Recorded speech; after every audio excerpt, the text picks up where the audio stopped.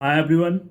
आज हम एम लक्ष्मीकांत के इंडियन पॉलिटी से जिस चैप्टर को सॉल्व करने जा रहे हैं वो हमारा directive principle of state policy है, जो आपके इंडियन कॉन्स्टिट्यूशन में पार्ट 4 में दे रखा है, from article 36 to article 51।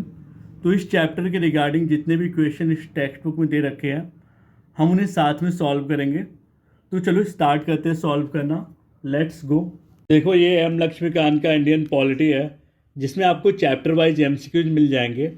And इसमें हमने अब तक फंडामेंटल राइट्स तक के जितने भी क्वेश्चंस दे रखे हैं उसको सॉल्व कर लिया है। आप चाहो तो प्लेलिस्ट देख सकते हो। एंड आज हम स्टार्ट करने जा रहे हैं directive principle of state policy, जो आपके इंडियन कॉन्स्टिट्यूशन में पार्ट 4 में दे रखा है, फ्रॉम आर्टिकल 36 टू आर्टिकल 51। तो चलो हम इन्हें सॉल्व करेंगे। तो इसमें आपका जो सबसे पहला क्वेश्चन है वो स्टेटमेंट बेस्ड क्वेश्चन है, जिसमें आपसे पूछा जा रहा है कि यूनिफॉर्म सिविल कोड को लेकर इन दोनों स्टेटमेंट में कौन सा स्टेटमेंट करेक्ट है। अगर हम बात करें यूनिफॉर्म सिविल कोड के होने का, तो यूनिफॉर्म सिविल कोड के होने का मतलब ये है कि थ्रू आउट द नेशन, मतलब इंडिया के पूरे टेरिटरी में, इंडिया के संपूर्ण भारत देश में सभी के लिए, सभी जाति धर्मों के लिए एक सिविल लॉ होना ही यूनिफॉर्म सिविल कोड कहलाता है। सिविल लॉ जैसे कि सबकी शादी एक तरीके से होना, डिवोर्स एक तरीके से होना, है ना, टेस्टामेंट्री मतलब जो वसीयतनामा है, ऐसे नेचर के जितने भी लॉ होते हैं वो सिविल लॉ में आते हैं। ठीक है। तो अगर हम बात करें प्रेजेंट सिचुएशन की, तो यूनिफॉर्म में अभी के लिए सिविल कोड जो है वो प्रत्येक सिटीजन पे लागू होना पॉसिबल नहीं है। तो अगर हम यूनिफॉर्म सिविल कोड को देखें तो ये हमारे इंडियन कॉन्स्टिट्यूशन में आर्टिकल 44 में दे रखा है। एंड आर्टिकल 44 में आपका है uniform civil code for the citizen, जिसमें आपको ये मतलब जो कॉन्स्टिट्यूशन है वो ये कहता है कि स्टेट जो है वो ये प्रयत्न करेगा कि प्रत्येक सिटीजन के लिए एक यूनिफॉर्म सिविल कोड हो through out the territory of India. ठीक है, स्टेट प्रयत्न करेगा, यहाँ पे मस्ट नहीं है। ठीक है। तो आपका जो यहाँ पे ऑप्शन है वो क्या बोलता है statement, it is binding on the state that a uniform civil code must be made applicable to all. तो नहीं, ये मस्ट मतलब मस्ट बी मेड थोड़ी है यार। स्टेट जो है वो कोशिश करेगा कि throughout the country uniform civil code हो, तो इसलिए पहला ऑप्शन गलत है। अब देखो, the provisions regarding a uniform civil code is content in part 3 of the constitution. Part 3 में आपका फंडामेंटल राइट दे रखा है। ठीक है। तो अगर हम यूनिफॉर्म सिविल कोड की बात करें तो ये part 4 of the Indian constitution में दे रखा है, जो आपने अभी देखा कहाँ पे, आर्टिकल 44 ऑफ इंडियन कॉन्स्टिट्यूशन। तो इसमें दोनों ही ऑप्शन गलत है।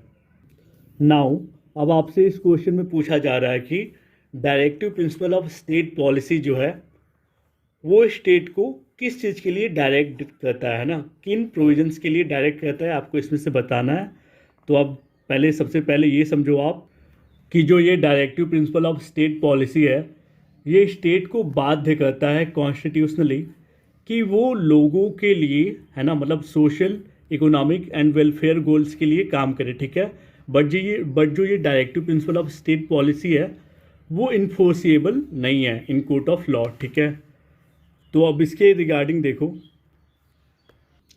आपका इंडियन कॉन्स्टिट्यूशन डायरेक्ट करता है स्टेट को कि वो एक सोशल ऑर्डर सिक्योर करे for the promotion of welfare of the people. ये आपको आर्टिकल 38 में मिल जाएगा।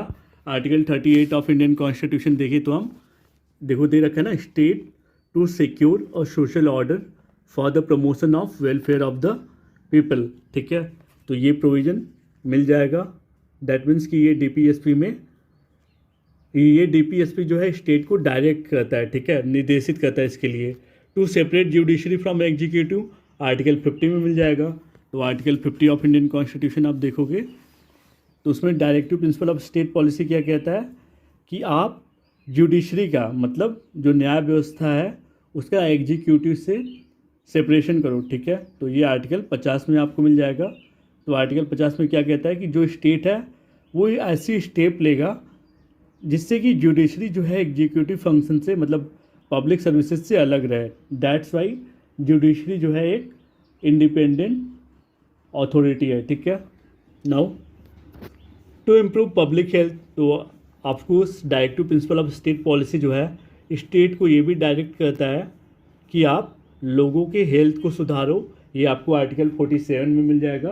तो देखो यहाँ पे आर्टिकल 47 ऑफ इंडियन कॉन्स्टिट्यूशन क्या कहता है कि duty of the state to raise the level of nutrition and standard of living and to improve health public. ठीक है, तो इसमें स्टेट क्या करेगा, स्टेट इस रिगार्ड में जो लेवल ऑफ न्यूट्रिशन है और जो लोगों का स्टैंडर्ड ऑफ लिविंग है and improvement of public health है, इसके लिए जो प्राइमरी ड्यूटी स्टेट की होगी वो स्टेट करेगा। ठीक है, तो यहाँ पे ये तीनों ही प्रोविज़न के लिए डीपीएसपी डायरेक्ट करता है स्टेट को। तो इसमें तीनों ही ऑप्शन सही है। अब देखो यहाँ पे आपसे पूछा जा रहा है कि इस स्टेटमेंट को आपको कंसीडर करना है। तो आपके स्टेटमेंट जो है वो directive principle of state policy के रिगार्डिंग क्या है कि जो डायरेक्टिव्स होते हैं वो nature of ideal of the state है। सही बात है ना। मतलब जितने भी डीपीएसपी में जितने भी प्रोविज़न है फ्रॉम आर्टिकल 36 टू आर्टिकल 51, ये एक आदर्श प्रोविज़न है जो स्टेट को सिक्योर करने के लिए हमेशा प्रयत्न करते रहना चाहिए। ठीक है, तो ये वाला ऑप्शन सही है। Directives influencing and shaping the policy of state, of course ये भी सही है। Non justiciable rights of the citizen, या जो डीपीएसपी है वो एक नॉन जस्टिसिएबल राइट है। ऑफ कोर्स ये जो है नॉन जस्टिसिएबल राइट है डीपीएसपी। क्यों?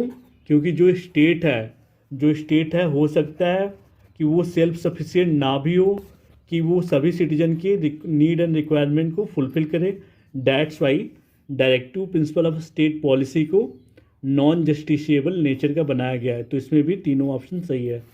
अब देखो यहाँ पे आपसे पूछा जा रहा है कि which of the following statements about the changes made by the 42nd amendment act 1976 to the constitution relating to the directive principle of state policy are correct. तो इसमें आपसे पूछा जा रहा है कि 42nd अमेंडमेंट के तहत क्या क्या चेंजेस लाए गए थे। तो आप जब देखोगे तो 42nd अमेंडमेंट से ही फ्री लीगल एड को ऐड किया था, जो आपके आर्टिकल 39A में मिल जाएगा। और ये जो है आर्टिकल 42nd अमेंडमेंट ने क्या किया था कि provided for the state to secure the participation of workers in management of undertakings. तो ये भी आपको प्रोविज़न मिल जाएगा आर्टिकल। और इसके लिए जो हमारा आर्टिकल है वो क्या है, आर्टिकल 43A जो भी है वो भी 42nd अमेंडमेंट एक्ट 1976 से आया है। तो इसमें क्या आर्टिकल 43A क्या है, participation of workers in management of industries. तो इसमें जो है स्टेट क्या करेगा, स्टेट ऐसे स्टेप्स लेगा बाय सुटेबल लेजिस्लेशन या फिर किसी अदर वे में, ताकि वो सिक्योर कर पाए पार्टिसिपेशन ऑफ वर्कर्स का किसमें, मैनेजमेंट ऑफ अंडरटेकिंग्स में, जिससे कि क्या होगा, इस्टेब्लिशमेंट होगा दूसरे ऑर्गेनाइजेशन का जो इंगेज्ड होते हैं ऐसे इंडस्ट्री में। ठीक है, तो यानी कि पहला दूसरा जो है वो आपको 42nd अमेंडमेंट 1976 से मिल जाएगा। और या ये जो आपका थर्ड वाला है provision, it required the state to minimise inequalities in income and status, ये बाई 44th अमेंडमेंट एक्ट जोड़ा गया था। ठीक है, जो कि 1978 में हुआ था। अब यहाँ पे देखो मैंने कुछ इन्फॉर्मेशन पर्पज से लिख दिया है। 42nd अमेंडमेंट एक्ट 1976 ने 4 नए डायरेक्टिव्स ऐड किए थे। उसमें आपको आर्टिकल 39 देखने को मिल जाएगा, ये आपकी जिम्मेदारी है देखना। Article 39A, article 43A, article 48A और आर्टिकल 39 का जो F क्लाज है वो ये सभी प्रिंसिपल को by 42nd amendment act 1976 add किया गया था। Now which one of the following is the real guiding factor for the state to meet social needs and for the establishment of new social order. तो इसमें आपसे पूछा जा रहा है कि कौन सा गाइडिंग फैक्टर रियल नीड है स्टेट के लिए, जिसको कि स्टेट को सिक्योर कर लेना चाहिए for social need and for the establishment of new social order. अगर हम सोशल ऑर्डर की बात करें तो social order in basic sense means सामाजिक व्यवस्था। ये एक ऐसा मीन्स होता है जो stable and organised system in society को डेवलप करता है। ठीक है, ताकि जो सोसाइटी है वहाँ पे एक पीस बनी रहे, लोगों में हारमोनी मित्रता बना रहे। ठीक है, लोग आपस में फाइटिंग वाइटिंग एनिमनी ना रहे, मतलब दुश्मनी ना करे, एंड प्रॉपर फंक्शनिंग हो सोसाइटी का। दैट्स वाई सोशल ऑर्डर को स्टेब्लिश होते रहना चाहिए, ठीक है। तो ये राइट किस पे जाता है, आपको ये डायरेक्टिव प्रिंसिपल पे ही जाता है ना। डायरेक्टिव प्रिंसिपल स्टेट को ये स्टेट की रिस्पॉन्सिबिलिटी है सोशल ऑर्डर को स्टेब्लिश करना, ठीक है। डायरेक्टिव प्रिंसिपल कहाँ दे रखा है, पार्ट 4 आर्टिकल 36 से लेकर आर्टिकल 51। नाउ अब यहाँ पे आपसे पूछा जा रहा है which of the following is not stated as a directive principle of state policy in the constitution of India. तो इनमें से कौन सा राइट जो है वो directive principle of state policy में नहीं आता। तो इसमें अगर आप ऑर्गेनाइजेशन ऑफ विलेज पंचायत देखोगे तो ये आपको आर्टिकल 40 में मिल जाएगा।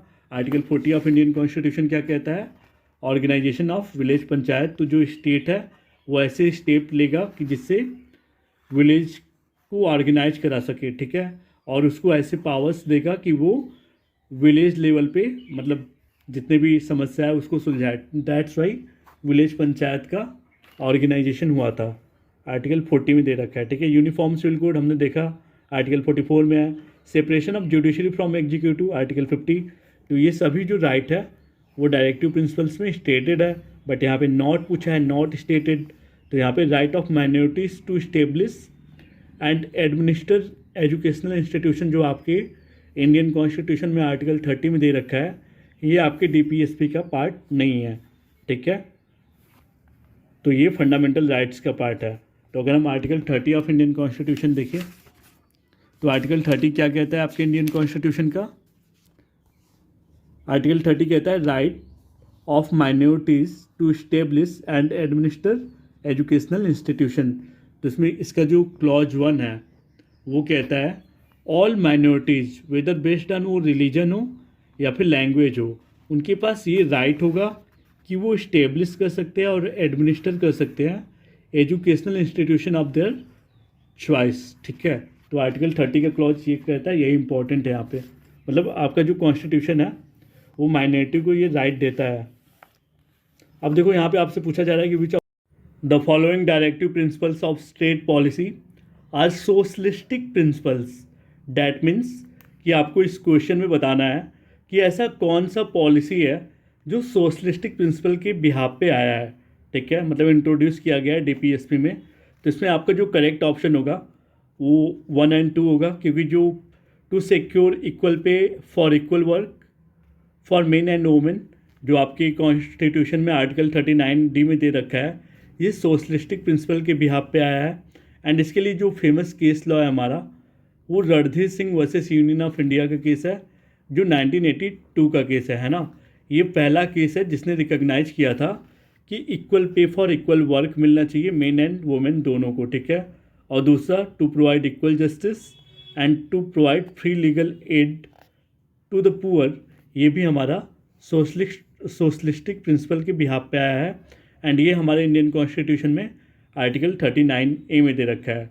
तो सबसे पहले 39D में देखो क्या है, आर्टिकल 39D, आर्टिकल 39 क्या कहता है, certain principles of policy to be followed by the state. मतलब कि आपका जो कॉन्स्टिट्यूशन है वो कहता है, कॉन्स्टिट्यूशन सुप्रीम लॉ होता है, कॉन्स्टिट्यूशन जो कहेगा वही होगा। कॉन्स्टिट्यूशन ये कहता है कि कुछ ऐसे प्रिंसिपल है जो स्टेट को ज़रूर फॉलो करना ही पड़ेगा। The state shell in particular direct it's policy towards securing. जो स्टेट है वो कुछ ऐसा करेगा जिससे कि कुछ पॉलिसी सिक्योर हो जाए, है ना। तो इसमें आप जब क्लॉज डी देखोगे तो यहाँ पे लिखा है that there is equal pay for equal work for both men and women, ठीक है। तो ये हमें आर्टिकल 39D जो किससे आया है, सोशलिस्टिक प्रिंसिपल के बिहाफ पे आया है। और to provide equal justice and to provide free legal aid service, ये भी इस प्रिंसिपल के ही बिहाफ पे आया है। तो देखो आर्टिकल 39A क्या कहता है, equal justice and free legal add. तो इसमें इसका प्रोविजो क्या कहता है, the state shell secure that the operation of legal system promotes justice on the basis of equal opportunity and shall in particular provide free legal add by suitable legislation or schemes or in any other way to ensure that opportunity for securing justice are not denied by any citizen by reason of economic or other disability। एक मतलब इसको कहते हुए जो India का constitution है वो कहता है कि स्टेट को ये सिक्योर करना चाहिए कि जो लीगल सिस्टम का ऑपरेशन है ना, जस्टिस दिलाने के लिए, उसमें सभी को इक्वल अपॉर्चुनिटी मिले। तो ऐसा ना हो कि ऐसे कोई पुअर सिटीजन हो जो बाई इकोनॉमिक रीजन या डिसेबिलिटी की वजह से वो इन अपॉर्चुनिटीज से छूट जाए, है ना। तो यही इसीलिए इक्वल जस्टिस सभी को देना, सभी को मुहैया कराना स्टेट का काम है। तो देखो, to organise agriculture and animal husbandry on modern and scientific lines, ये सोशलिस्टिक प्रिंसिपल नहीं, ये साइंटिफिक प्रिंसिपल है, ठीक है, ये साइंटिफिक प्रिंसिपल है। तो ये आपको आर्टिकल 48 में मिल जाएगा। आर्टिकल 48 क्या है आपकी इंडियन कॉन्स्टिट्यूशन का? Organisation of agriculture and animal husbandry. तो इसको डिफाइन करते हुए आपका कॉन्स्टिट्यूशन कहता है कि जो स्टेट है वो ये प्रयत्न करेगा कि वो ऑर्गेनाइज कर सके एग्रीकल्चर और animal husbandry on modern and scientific lines पे, ठीक है, साइंटिफिक लाइन्स पे, and shall in particular take steps for preserving and improving the breeds and prohibiting the slaughter of cows, मतलब गौ हत्या को बचाने से रोकेगा, calves and other milch draught cattle, ठीक है। तो स्टेट ऐसा प्रयत्न करेगा कि गौ हत्या ना हो और चीज़ें ना हो, और जो एग्रीकल्चर वो एक ऑर्गेनाइज्ड वे में हो, मतलब एग्रीकल्चर और एनिमल हस्बेंड्री जो है वो एक ऑर्गेनाइज्ड वे में हो, जो एक मॉडर्न एंड साइंटिफिक चीज़ें यूज करके होना चाहिए, ठीक है।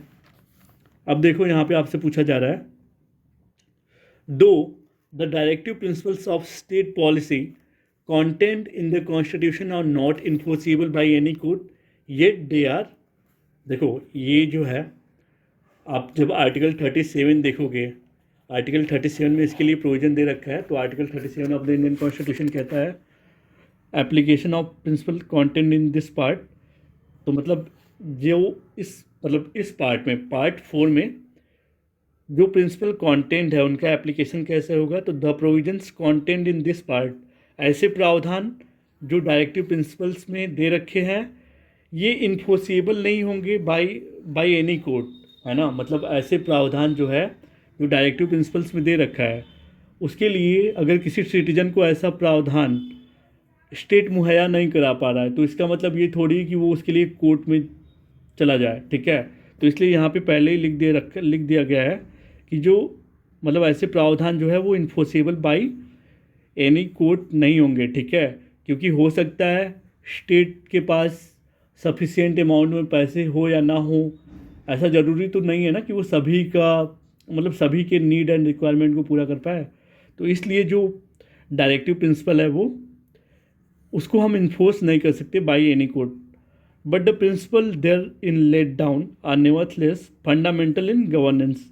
बट जो इसके प्रिंसिपल्स जो यहाँ पे लिखे हैं, मतलब जो पार्ट 4 में जो प्रिंसिपल दिए हुए हैं वो फंडामेंटल होना चाहिए, ठीक है, गवर्नेंस के लिए। मतलब ये बेसिक नीड है जो गवर्नमेंट को मुहैया कराना चाहिए। तो इसमें आपका ये वाला ऑप्शन सही है।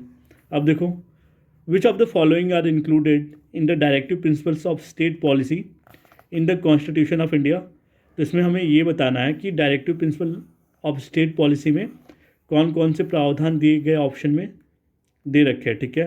तो आप यूनिफॉर्म सिविल कोड सभी को पता ही है, आर्टिकल 44। सेपरेशन ऑफ जुडिशरी हमने देखा है, ये आर्टिकल 50 में दे रखा है। Protection of monument of national importance, ये आर्टिकल 49 में दे रखा है। देखो यार, मैंने पहले ही बोला है कि हम साथ में प्रोविजन को भी पढ़ते जाएंगे ताकि क्लैरिटी मिलती जाए। आर्टिकल 49 देखते हैं। आर्टिकल 49 क्या कहता है? Protection of monuments and places and objects of national importance. तो इसको कहते हुए जो कॉन्स्टिट्यूशन है वो कहता है कि ये ऑब्लिगेशन होगा स्टेट पे, मतलब ये स्टेट की ड्यूटी होगी कि वो ऐसे मॉन्यूमेंट को, ऐसे प्लेस को या फिर ऐसे आर्टिस्टिक ऑब्जेक्ट को जिसमें हिस्टोरिक इंटरेस्ट है उसको प्रोटेक्ट करे, है ना। Declared by or under law made by the parliament. तो इसके लिए पार्लियामेंट जो है अलग से लॉ भी बना सकती है जो कि नेशनल इंपॉर्टेंस के लिए इम्पॉर्टेंट हो, ठीक है, और ताकि वो बचा सके, मतलब ऐसी चीज़ों को स्पॉइल होने से बचा सके, डिसफिगर होने से बचा सके, डिस्ट्रक्शन होने से बचा सके, ठीक है। तो स्टेट ये सारे काम करेगी कि ताकि जितने भी आपके नेशनल मॉन्यूमेंट्स है इनको कोई ख़राब ना कर पाए, ठीक है, डिसफिगर रिमूव ना कर पाए। तो आर्टिकल 49 में इसके लिए प्रोविज़न दे रखा है, ठीक है। अब देखो यहाँ पे आपसे पूछा गया है with respect to directive principle of state policy which of the following pair is not correctly matched. तो देखो कौन सा पेयर करेक्टली मैच नहीं है। To secure just and human condition of work and maternity relief, ये आपको article 42 में मिल जाएगा। तो आर्टिकल 42 हम देखते हैं इंडियन कॉन्स्टिट्यूशन का क्या है।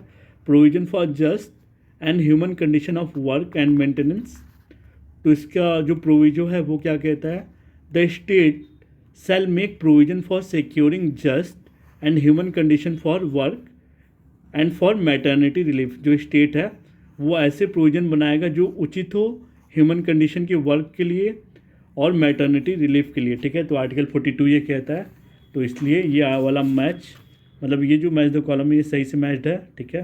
ये आर्टिकल 42 में दे रखा है। To organise village panchayat as units of self governance, ये आर्टिकल 40 ऑफ इंडियन कॉन्स्टिट्यूशन है, ठीक है। आर्टिकल 40 में हमने देखा था ना ऑर्गेनाइजेशन ऑफ विलेज पंचायत होना चाहिए।